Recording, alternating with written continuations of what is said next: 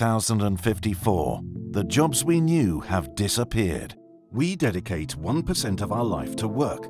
Today, it has different names that at the dawn of the century, we did not even imagine. Man has gone through many eras. That of hunter-gatherers lasted a few million years. That of agriculture, a few thousand. The industrial era, 200 years. That of information, a few dozen. Now, a new one has begun. The infinite productivity era. In the last 300 years, work has been continuously compressed. Up to 1800, there was the concept that if you are alive, you work. At the end of the 19th century, child labor was limited. In England and Wales, for example, with compulsory education up to 10 years. On the other hand, a maximum working age limit is set. In 1881, Otto von Bismarck invents retirement for German citizens over 65 years. It was cheap. The average life in Germany was 39 years. Decades after the working week is compressed, in 1926, Henry Ford adopted 5 days a week for 400,000 workers. In 1948, Olivetti in Italy also reduced it by removing the Saturday and introducing maternity paid for 9 months. Work time keeps squeezing. In 1936, the compulsory school in France comes to 14 years. In 1959, to 16. In 2018, some countries like Mexico, Argentina, part of the United States and others reach 18 years. During the 19th century, a principle is unconsciously applied by the states. Whenever productivity increases tenfold, working time is limited by a quarter through compulsory schooling, retirement, holidays, and other tools identified by governments. Some states defend themselves from change, slowing it down. The Nobel Prize winner Milton Friedman visits an Asian shipyard in the 1960s, where instead of digging machines, the workers use shovels. The motivation for this choice is the defense of work. Friedman, sarcastic, suggests using spoons.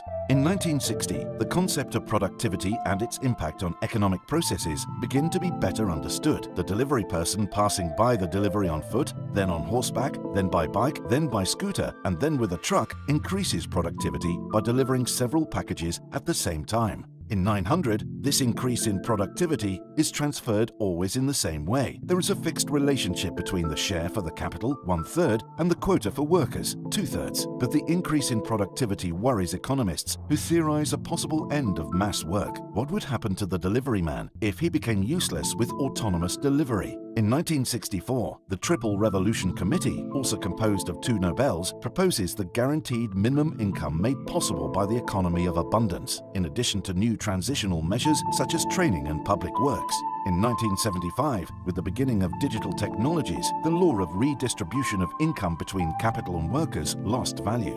Increased productivity begins to go exclusively for the benefit of capital. The salary of the worker remains almost unchanged.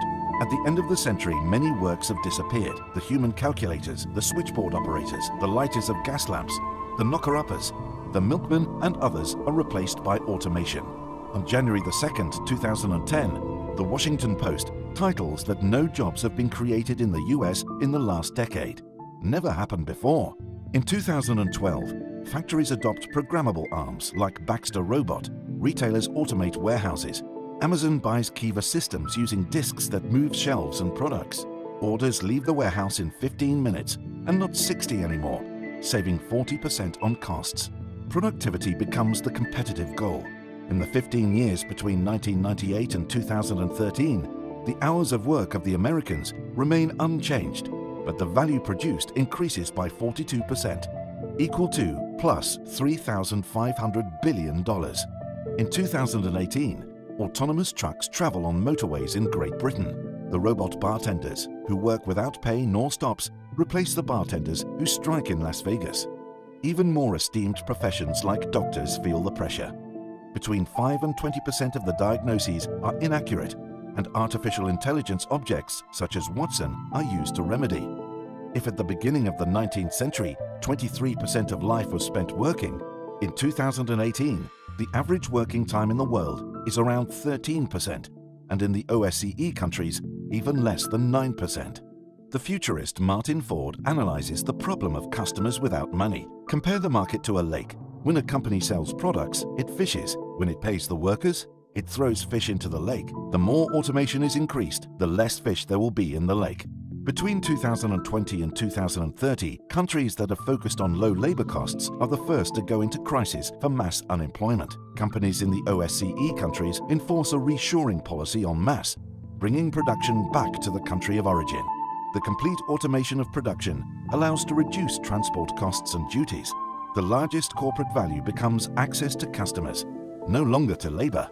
Some professions disappear as the courier, the radiologist, the notary. Technology made them obsolete. The new professions are for specialists, only for a few.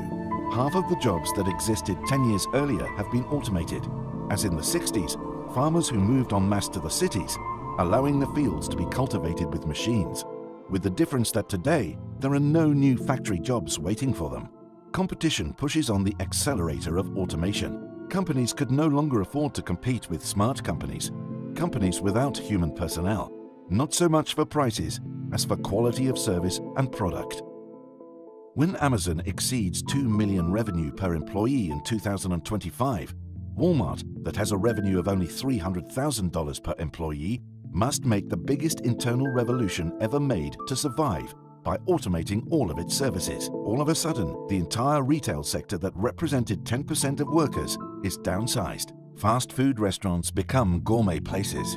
Momentum machines, which creates machines to 100% automate the production of fresh meat burgers, puts out of the market McDonald's, that employed almost 2 million people. Cura, the chain of Japanese restaurants that as early as 2018 was completely automated, brings smart sushi to the world.